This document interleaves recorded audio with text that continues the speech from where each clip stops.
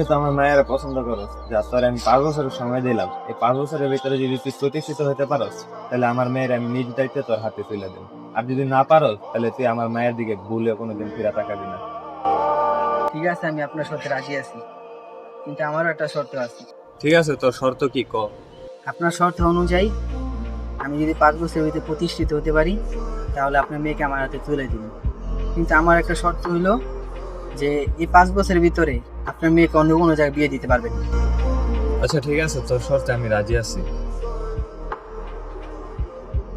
দীর্ঘ 5 বছর পর দেশে এলাম, দেশটা তো চিনাই যেতেছে না। কত সুন্দর আর কত উন্নতি হয়েছে, জায়গায় জায়গায় বিল্ডিং, কত সুন্দর লাগে এখন। কে জানে যে রিঙ্গু বাসাটা এখন কোথায়। দেখি যাই, এদিকে দাঁড়ায় থাকলে হবে না, আমার সময় লস করলে হবে না, যে কাজের জন্য সেই কাজের জন্য যাই।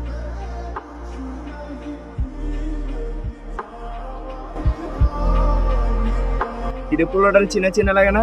হ হ আমগুলো বইতে দেখতে পোলাটা 5 বছর আগে হারাই গেছে। কিরে, এটা রিফা দাসা আদে না? হ্যাঁ হ্যাঁ, আরে আরে বন্ধু,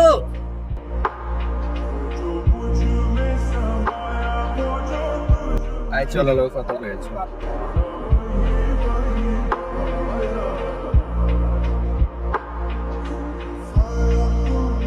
কিরে বন্ধু, তোর কি অবস্থা? এই তো বন্ধু ভালো, তোর কি অবস্থা? এই তো আলহামদুলিল্লাহ ভালোই। কিরে বন্ধু, কই আসলি 4-5 বছর ধরে?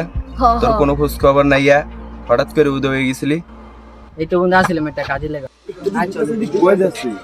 জব্বার কাকা বাসা জমবে। কোন জোপার কাকার বাসায়? আরে ওই যে দক্ষিণ পাড়ার বিলের যে জব্বার কাকা, কি লেগে যাবি?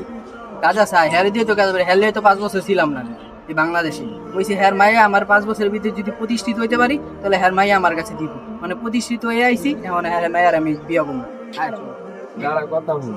কথা হুন মানে বেটা, সময় নেই, চল আয়। কার বাসায় যাবি? ওই যে জুনাদের বাসার পাশে যে জব্বার কাকার বাসা, এটা নি।